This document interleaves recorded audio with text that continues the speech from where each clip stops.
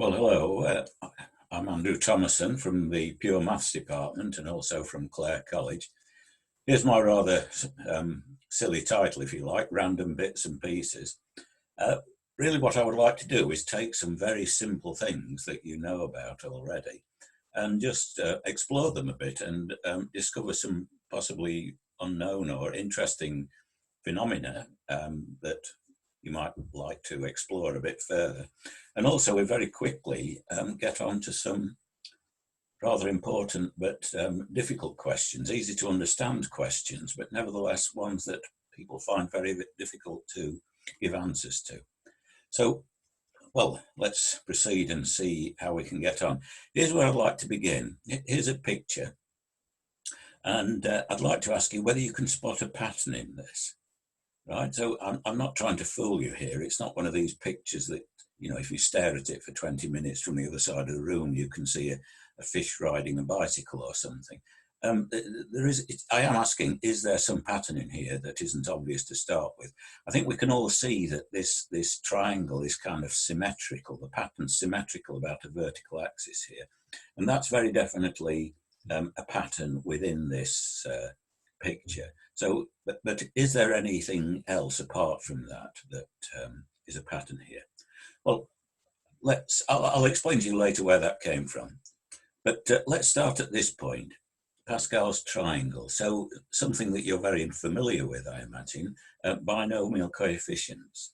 So the number n choose k is simply defined to be the number of ways to choose k things from n. So you say you have a squad of n players and you have to pick a team of k from those n. And it's simply, by definition, n choose k is the number of ways of doing that. And just from that definition, you can learn a lot of properties about this quantity. So for example, it's clear that n choose k is the same as n choose n minus k, because this n choose k is the number of ways of choosing k players. But choosing k people who are going to play is exactly the same as choosing n minus k who aren't going to play. And the number of ways of doing that, choosing people who aren't playing, is n choose n minus k. So these two numbers must be the same, just from the definition. Likewise, here is a well-known identity. This is called Pascal's identity. So n choose k is equal to n minus 1 choose k minus 1 plus n minus 1 choose k. So why is this evident just from the definition? Well, if you think about it, suppose you have n people and one of them is a special person. In your team of k players, you can either choose that person. So how many teams of k have that person in? Well, you're choosing k minus 1 from the remaining n minus 1. So this is the number of teams that include the special person. And then there's the teams that don't have that special person.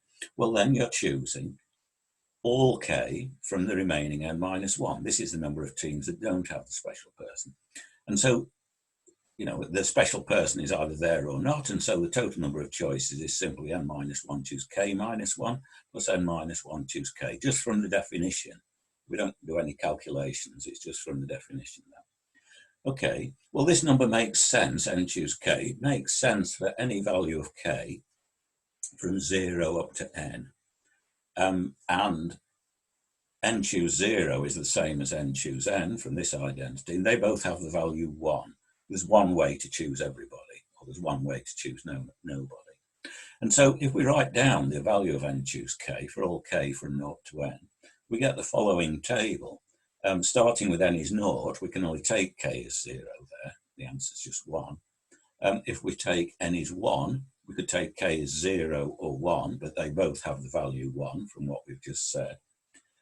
We take n is 2, we get 2 choose 0 and 2 choose 2, both 1. But 2 choose 1, we can work out using this identity, is 1 choose 0 plus 1 choose 1.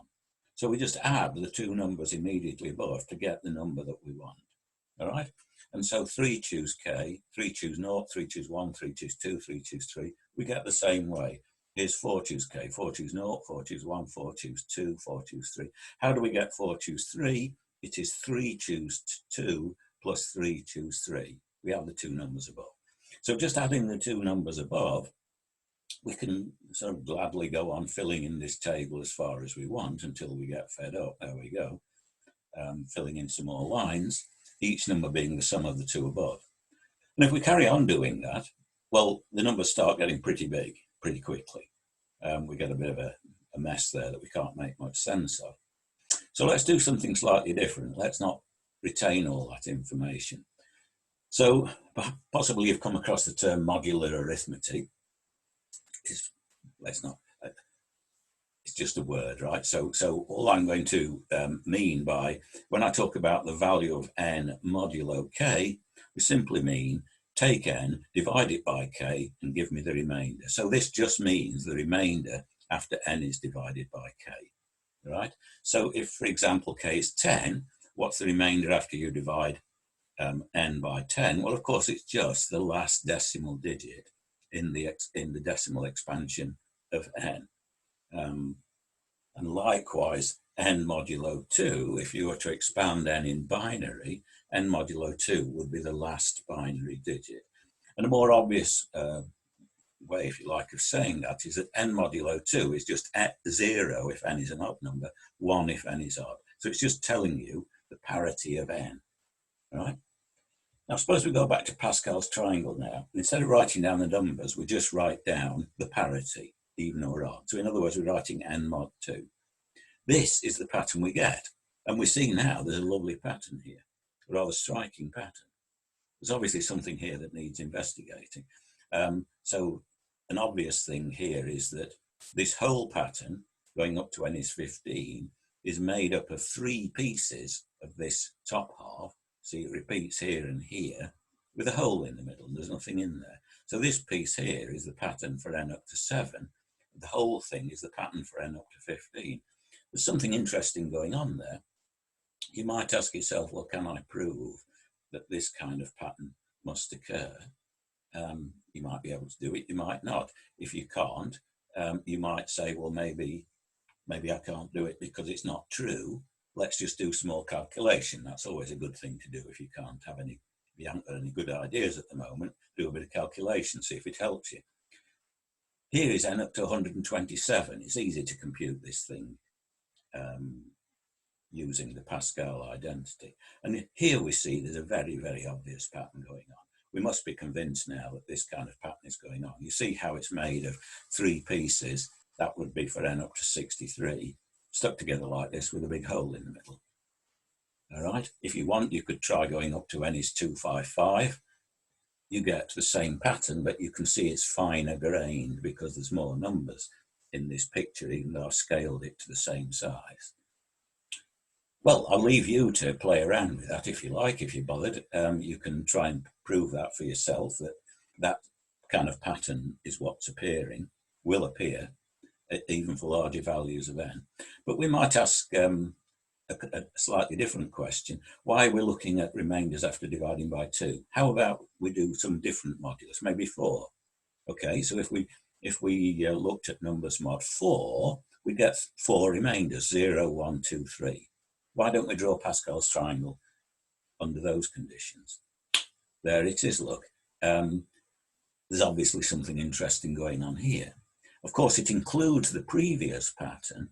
So what we've done here, look, is you see red stands for remainder 1, and you can see down the sides here, we've got all those 1s. The blue is remainder 3. So the red and the blue give you the odd numbers. That's what we had in the previous picture. But what we can see here that we couldn't see before is these remainder 2s. These are even numbers. But looking at it mod 4, we see more interesting features to this picture. And even, you know, doing mod 4, there's still a clear pattern here, isn't there?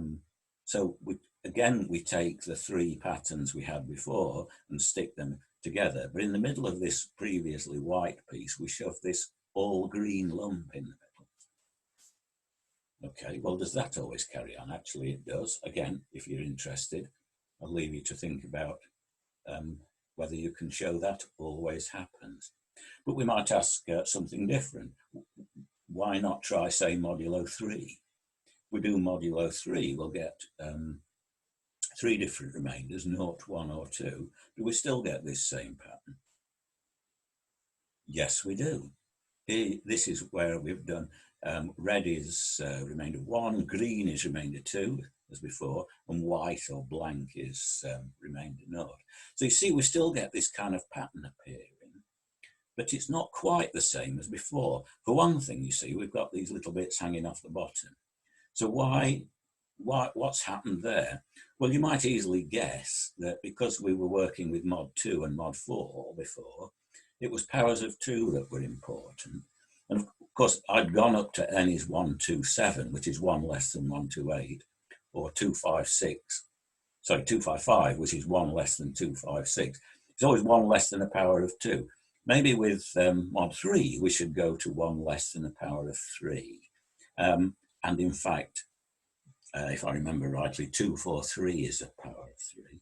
So you might guess that this point here, where the pattern kind of repeats, is 242. And then what you're seeing here is the beginning of the next stage of the pattern. Indeed, that's what's going on. But you see how we're getting the same kind of pattern repeating here, except it's sort of then going to repeat in threes, right? You take this and build up a triple-sized triangle. Well, I'll leave you to think about how that, what's going on in that pattern. That's something else you might care to think about if you like. Suppose we go back though to the binary case, mod 2. We could ask, look, here's the triangle for 127. We could say, look, is this something to do with binomial coefficients, or is it just a feature of using that Pascal identity that each number is kind of the sum of the two above? In some sense, that's the same question, but what I mean is we started with these ones down the diagonal, and we made each number inside was the sum of the two above. That enables you to fill in the thing between the two diagonals. Suppose we changed the diagonal to something else, not just all ones. Would we, and then filled it in the same way, okay? Each number, the sum of the two above. Do we still get some interesting pattern happening? Well, look, it seems you do. I mean, here I just tried going down 10, 10, 101 down the diagonals on each side and filled it in, and we get this pattern. So it's slightly different to what we had before, obviously, but it's in some ways pretty similar. You can see the same kind of phenomenon going on. So again, that's perhaps gives you something else you could try to establish if you cared to pursue that.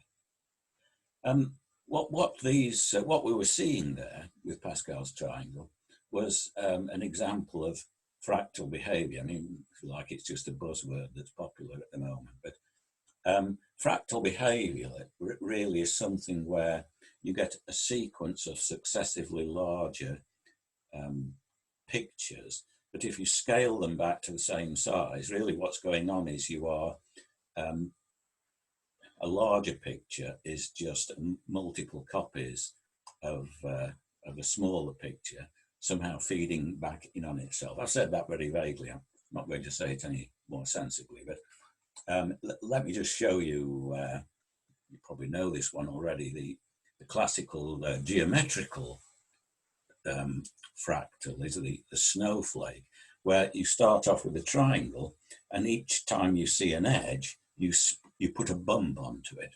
So here you see 3 edges, and I put a bump on each edge, the triangular bump, and I get this 6-pointed star. If I put a little bump on each of these edges now, however many there are, we get this next version. And I could put a little bump on those, move to this point. You can see it's gradually looking like a snowflake. If I put bumps on those, it gets more and more like a snowflake. So that's sort of classical fractal behavior. And that kind of behavior is what's going on in Pascal's triangle, because of the kind of recursive nature of what's going on. Well, I didn't want to talk about fractals. What I really wanted to talk about was random bits and pieces. In this context, the word bit stands for a binary integer, a binary digit. So a bit is a 0 or 1. And if I give if I give you a sequence of bits, like I have done here, however many there is, 30 or 40, I could ask you, do you think this is a random sequence? Of course, it's not a random sequence because it's the one I've put on the screen, but you could, it's reasonable to ask, do you think this was produced in a random way, say by somebody tossing a coin, heads and tails, right? Well, you might look at that and say, okay, it doesn't look that unrandom. There's roughly the same numbers of zeros and ones. That's probably what you'd expect. There's maybe some long strings of zeros here. You might not expect those necessarily. Well, maybe you would, maybe you wouldn't. Still, you might be slightly nervous about this being random. How about this next one? Actually, this looks a bit better, doesn't it? It's got roughly the same numbers of zeros and ones. It doesn't have those long strings of noughts in the same way. It has, say here, it's got 3 ones in a row. Actually, it's a good question. Would you expect to see 3 ones in a row? Well, you can form a rough idea of whether you would quite easily. Each digit is 0 or 1 with probability half, so you'd expect about half to be zeros, half to be ones. The chances of seeing 1, 1 in 2 digits is a quarter. So you might expect a quarter of every consecutive pairs to be 1, 1. The chances of seeing 1, 1, 1 in 3 consecutive things is an eighth. So you might expect an eighth of every 3 consecutive ones to be 1, 1, 1. So probably by that argument, you might expect to see some 1, 1, 1s in a thing this length. You wouldn't expect probably by the same argument to see 1, 1, 1, 1, 1. So this doesn't look too bad as a random-like thing. I can tell you where these came from, actually. They are actually random. The first one was produced by one of my daughters tossing a coin. The second one was produced by her after I'd given her a bit more instruction on how to toss a coin. I've no idea why the second one should look more random because the first one's still random, but anyway, that's just an interesting side commentary on life. Here's another sequence. Look at this one. Now, this wasn't produced randomly. It was produced by a process, which I'll tell you about later on. But look at this one. Do you think this is random? Well, would it look random to you if I showed it to you? And you might say, well, it's about half zeros, half ones. Okay. I can see 1, 1s about a quarter of the time, 0, 0. Yeah. Actually, what we don't see here is 1, 1, 1 or 0, 0, 0. And I think we decided we might expect to see some of those. So that on those grounds, this looks it's a bit too good to be true. It's a bit too even, if you like. And there's no 1, 1, 1s. That doesn't seem a bit quite random. How about this one? Well, no, nobody would buy this as a random sequence, this green one. Look, it's just chock full of zeros, and occasionally you see a 1. That doesn't look very convincing at all. I'll tell you where that one came from later. How's about this one? Okay, well, that kind of does looks decently random to me. I'll tell you where that one came from as well later on. That's what I'm interested in. So there we go. There's a question. If I show you a sequence of bits, do you believe it looks random? Are you convinced that it might have come from somebody tossing a coin? Why would we want sequences of random numbers? Well, there are 2 main reasons. I mean, one reason is that these things are very useful in all sorts of aspects of maths, computing, engineering, whatever you like. I mean, they'd clearly be useful in statistical experiments. Actually useful for doing numerical integration. You might have done this at school, integrating things numerically. Well, if you use random numbers to evaluate a function at random points, you quite quickly form a very good estimate of what the integral is. Sorting and searching, that's something that computers are doing all the time. And although you can do it in a very methodical way, it turns out that the most efficient way is to occasionally make some random choices. And somehow, I won't explain now, you get a very efficient way of sorting. It seems a bit strange perhaps, but that's what turns out to be the case. Telephone call routing. Imagine you have a network of cities with landlines between them and you're routing calls or internet packets or whatever you like between various cities. Suppose you want to send something from city A to city B, and that line, the line from A to B is used up. What's the best thing to do? Well, it turns out the best thing to do is pick a third city, C, at random, and send it from A to C, then from C to B. It just turns out that's the best thing to do to avoid bottlenecks. So random sort of numbers there, random choices are very important. And here's some other examples of where randomness comes in. I mean, there's no end of examples of this kind.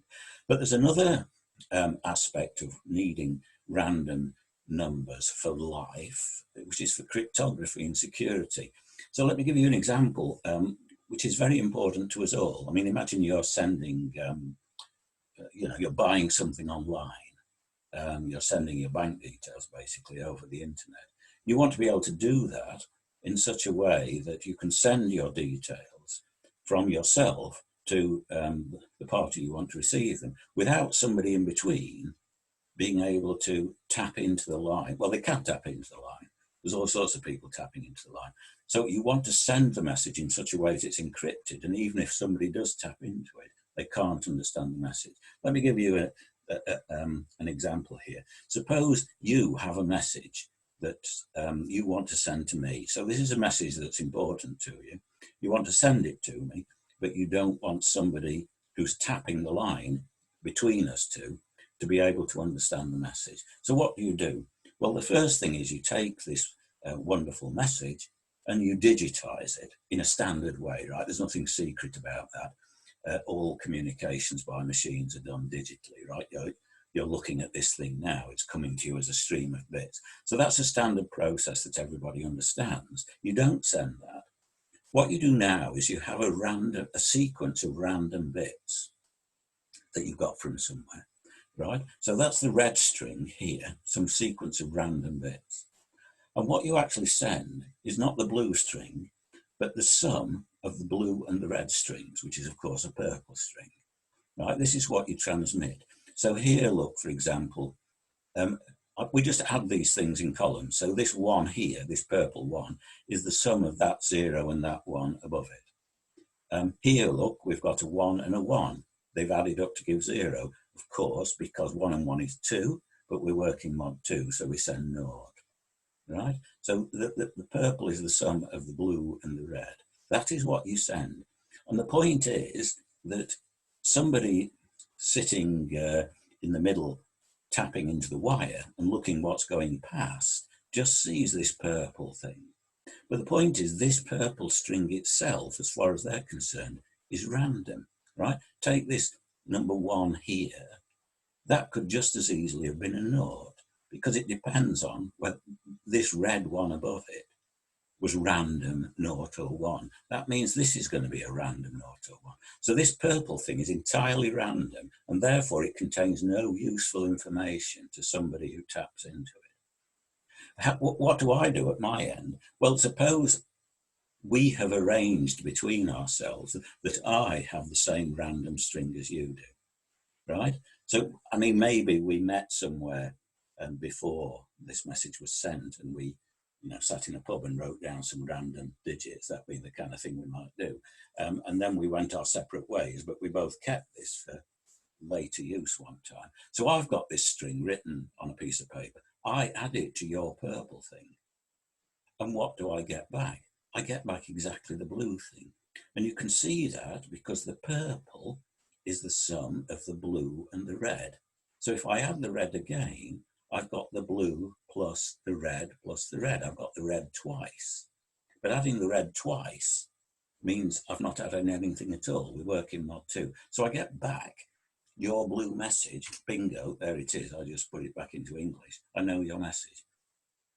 So transmitting things securely depends entirely on you and I having access to a random string of numbers that somebody else doesn't have access to. Now, it's difficult for us to do what I described, meet in a pub beforehand. What we'd like to do is have instead a way of generating random numbers where we know how they're generated, but maybe there's some secret password put into the program that generates the same sequence for you as for me. So a pseudo-random sequence is a sequence of numbers that's not generated randomly. It's generated by a known computer program, but which looks random to anybody looking at it. And such things are preferred to really random numbers. Well, I mean, the way I described it makes it pretty clear we don't want actual random numbers. There are various reasons listed here why, you know, you prefer pseudo-random to purely random. Basically, it's because you can reproduce it whenever you want. But what would we mean by looks random? What do we actually mean? Well, when we talked earlier about those 5 strings I showed you, what we asked was, do they look good from a statistical point of view? So do they have small patterns about as often as we would expect if it was really numbers, random, right? Does 1, 1, 1 appear about an eighth of the time? So we mean that that's sort of statistically good, is a property that we would like a pseudo-random sequence to have. But there's another property which we want really for the cryptographic purpose, which is a property that you can't predict what the next bit is. So in other words, if I see the first 100 bits, it doesn't enable me to predict with any great ease or confidence what's the 101st bit is. Turns out that's what you need for cryptographic security. Now, suppose you have a scheme that you say produces good pseudo-random numbers of this kind. And you might even want to market this. You want to sell it to everybody, and everybody, you know, uses that pseudo-random scheme, you know, shoving in a suitable password at various points. Well, you would want to prove to everybody that your scheme was secure. And there's a bit of an issue here. Well, you do need to prove it, right? Because it may be that you can't crack it. It may be that I can't crack it. But maybe there's some clever woman in Minsk who can tap into the wire and who can crack it, right? So we can't be confident that this scheme's secure unless we can actually prove that nobody can crack it. So you need to prove. But it turns out that's very difficult to do. Basically, nobody knows how to do that, really. There's a kind of a paradox built into this whole business, that if a scheme is so good and unpredictable that it's really hard to predict, then it's also kind of hard to prove anything about it. And that includes it's hard to prove that it's unpredictable. That's not a theorem, it's a kind of meta-statement. But it does illustrate a certain difficulty of this subject. Anyway, let me show you some explicit ways to generate pseudo-random sequences. And these things are genuinely used in life for actually doing these things. They're built on very simple principles. So here's the simplest kind of commonly used way of generating a random sequence. We won't generate random bits, but random numbers. It's very easy then to convert it to random bits. So here, look, we fix on 3 numbers. Let's say A, B, and M. M is the modulus. And we set off our generator with a seed, which is the first number. We choose that. So the choice of seed's up to you. But once you fix the first number, subsequent numbers are given by this very simple formula. You multiply the number you've got by A, add B, take the remainder after division by M. That's the next number in the sequence. So here's an explicit example. Take A is 13, B is 5, modulus 24. So let's start with seed 1, and off you go. What happens? Well, the first number is 13 times 1 plus 5, that's 18. Then we do 13 times 18 plus 5, take the remainder after division by 24. Apparently that's 23. And so it goes on. You get this sequence of numbers. And this way of generating numbers turns out actually to be very good in practice. It has really good statistical properties. And these numbers here, this choice, is actually the standard random number generator used in Unix systems, has been for many years. It is actually produced in this very simple way. So you have this ginormous modulus, 2 to the 48. But it has very good statistical properties, this thing. More recently, people have discussed slightly different generators, where here you see you're allowed to divide as well as multiply. It turns out you can get slightly stronger statistical properties using a generator of this kind.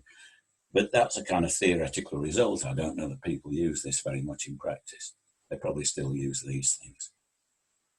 Let me show you a really interesting generator here. I think this is rather beautiful and you can understand this one. Suppose you take a prime number and you write down 1 over p in decimal or in some base b. Okay, and you get a string of digits. So here's an example. If we take base 10, so we're working in decimal, we take 1/7.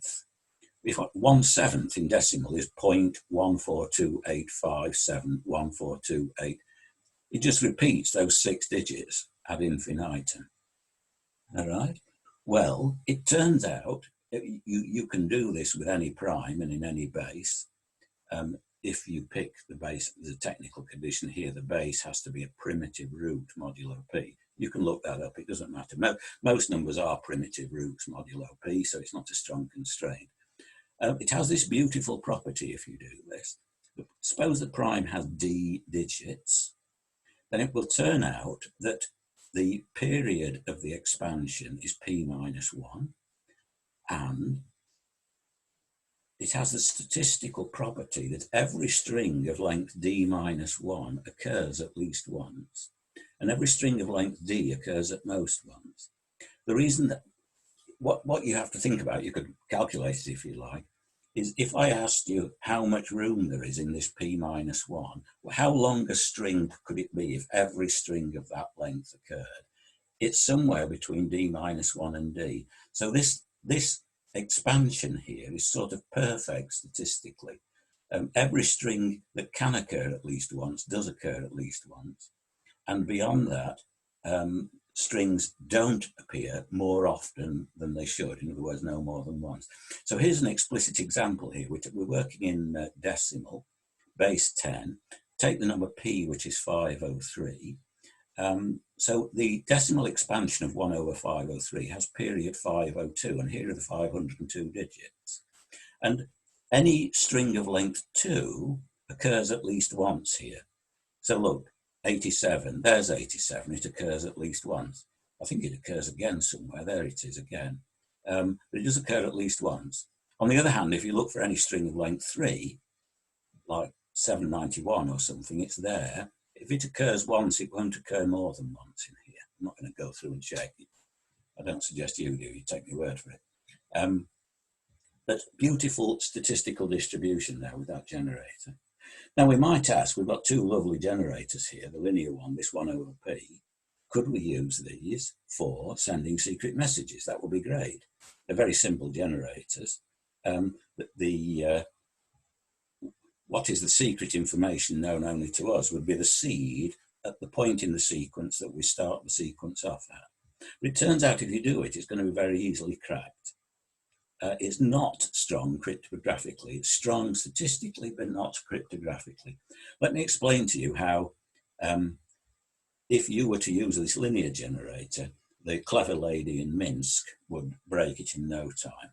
So suppose she knows you're using a linear generator of this form, right? But the values A, B, and M are unknown, and so is the starting seed. Now, how can she crack it? Well, her job is to predict the next number from the ones she's seen so far, okay? How does she do that? Well, this is how she does it.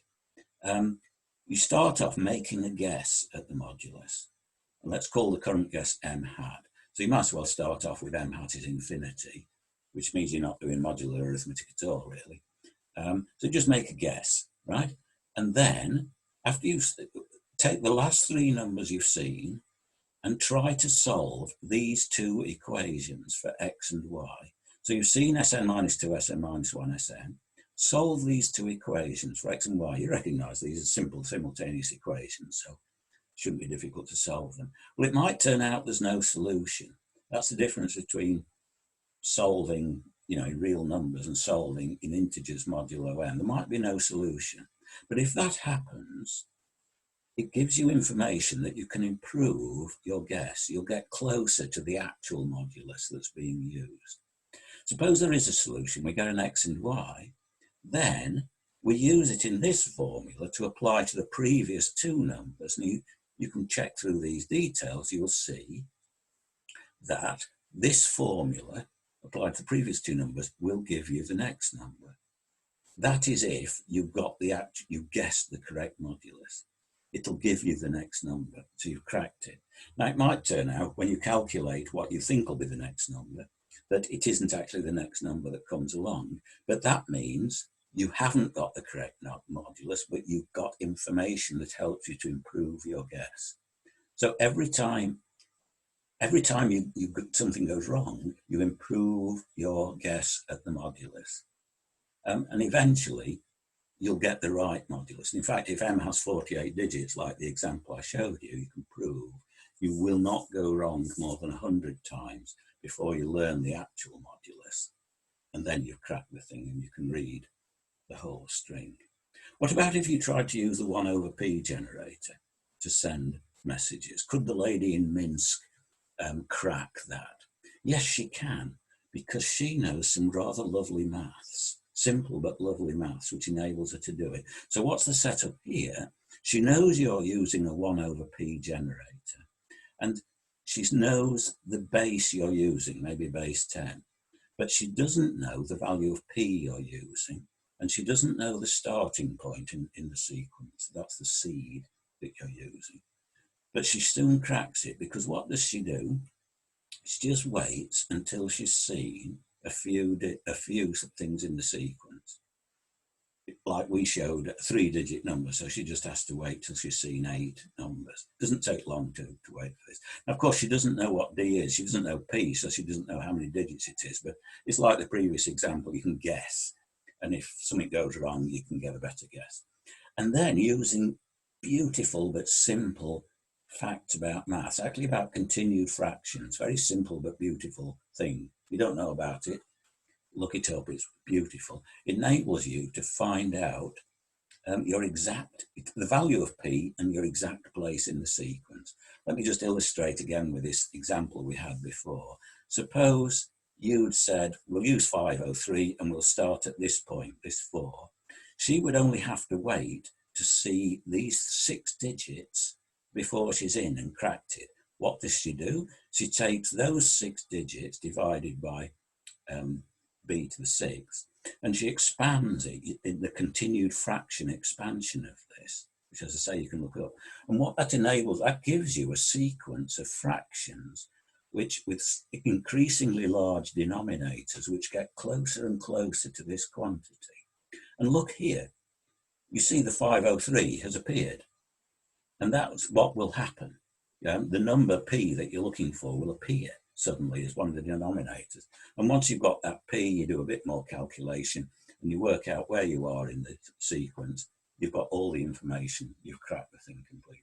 So don't use these generators for cryptographical purposes. They're beautiful for statistical reasons, which is what you want mostly, but for sending messages, they're a dead loss.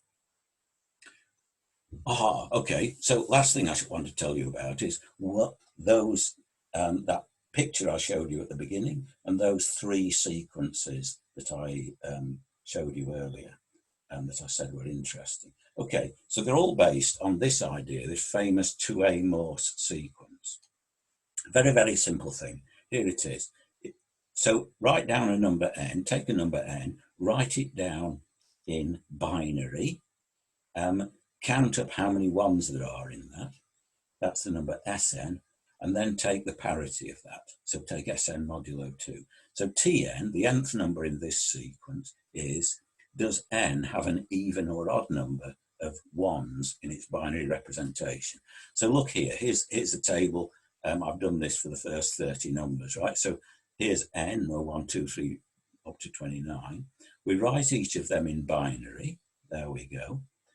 So 14 in binary is 1, 1, 1, 0, right? And it's got 3 1s in its binary representation. So the parity of that is 1. 15 has 4 1s, parity 0. So it's, there you go, there's your the blue sequence, that's exactly the third sequence I showed you. The blue one earlier on is this sequence. And you can easily show, again, leave it to you as an exercise, that you'll have essentially the same number of zeros and ones in this sequence. If you go on long enough, they're basically the same numbers. And likewise, each two-digit string, 110001, will occur roughly a quarter of the time. That's what you expect. So it's nice up to that point, but then you can show you will never see 111. And so, no, that wouldn't happen in a random or a pseudo-random sequence. So this thing is sort of too good to be true. It's too nice and shared between 0 and 1 to be true. You never see 111. But that's what this sequence is. Here's the green sequence I showed you, the fourth sequence. Look, what we do, instead of looking at every number, we look at every third number, right? Look, suppose we look at here at the multiples of 3, 0, 3, 6, 9, 12, 15, 18. And we write down the T number for them. Look at it. It's just absolutely chock full of zeros. There's hardly any ones here by the look of it. I mean, you have to wait until you get to 21 before you see a 1.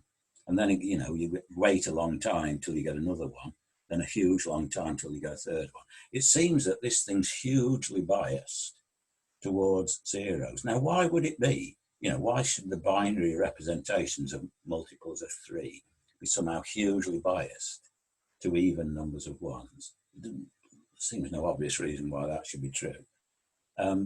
But nonetheless, Moser conjectured, I don't know, sometime in the mid-last century, he conjectured that no matter how far you go along this green sequence, the zeros occur more often than the ones.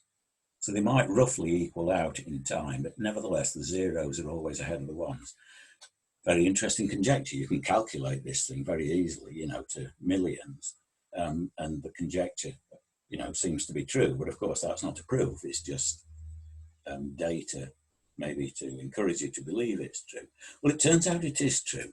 Here's a theorem that's proved that shows it's true. So look at this number here. So this is where I'm calculating up to the number big N, and I sum all these things for little n smaller than big N. So what's this thing? Well, t is 0 or 1, and minus 1 to the t is therefore plus 1 or minus 1. So this thing is going to count a plus 1 if a number has an even number of ones. It'll count a minus 1 if it has an odd number of ones, or if T3n is 1. So this is counting how many more zeros there are than ones up to big N. And so Moser's conjecture is this number is always positive. The zeros are always more common than the ones. And it turns out it's true because you can actually evaluate this quantity in the following beautiful way, that Sn is always equal to plus or minus a third, some small number, it depends on n, but plus n to the power alpha, and alpha is some number here, look, 0.792, times f of some junk here between the round brackets. So what is this junk? Well, you take the logarithm to the base 4 of big N, then you take the fractional part of that, right? The bit after the decimal point. That's what these braces mean. So that will give you a number between 0 and 1, and then you take f of that number between 0 and 1. And f is a function which, given any number between 0 and 1, gives you a real number. And one can show that this f is of this form. It always lies in this range, you see, between 1 and 2, certainly. But it's actually a fractal function, it turns out. The definition of this function is a fractal definition. And it's actually the same fractal as came from the snowflake. I'm going to say that in a very vague way. I'm not going to say more than I've already said, but this diagram is meant to encourage you to believe that it's got something to do with a snowflake. And this here is the sort of picture from the snowflake, labeled with 0123, which is because we're working with the value of n in base 4. We're writing n in base 4. So yeah, just to make it clear, this f is between 1 and 2, so this thing is a small quantity, possibly minus a third, but something that's bigger than square root n added onto it. It's always positive, and that proves Moses' conjecture. Okay, look, let me finish off finally by telling you where that picture came from right at the beginning. It comes from here, very simple. It's still the Thue-Morse sequence, but instead of doing it for all numbers like Thue-Morse or for every third number like Moser, let's just look at it for the triangular numbers. Okay, so these are the things n choose 2, right?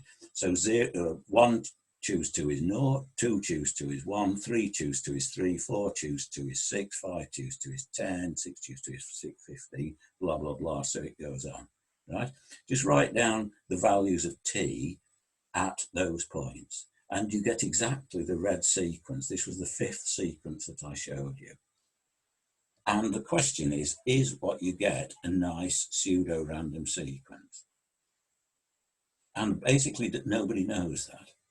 There's nothing is known about this sequence. You could evaluate it at the squares rather than the triangular numbers. It's basically the same thing. It's the same question. So is this thing pseudo-random? Don't know.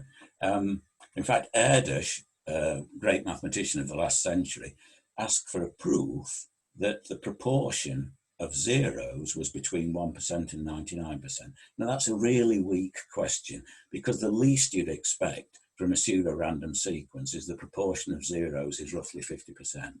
So he's asking for something really weak, and even that is unknown. Well, actually, I say it is unknown.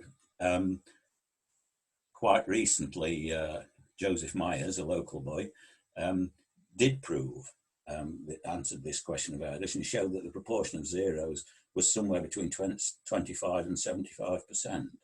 And actually, even more recently, Christian Mauduit, French guy, actually managed to prove that it's 50%, as you'd expect. But that's taken a pile of years to get even to that point, that this sequence is 50-50, 0 and 1. What about how often does 0, 1 appear in it? I mean, goodness knows.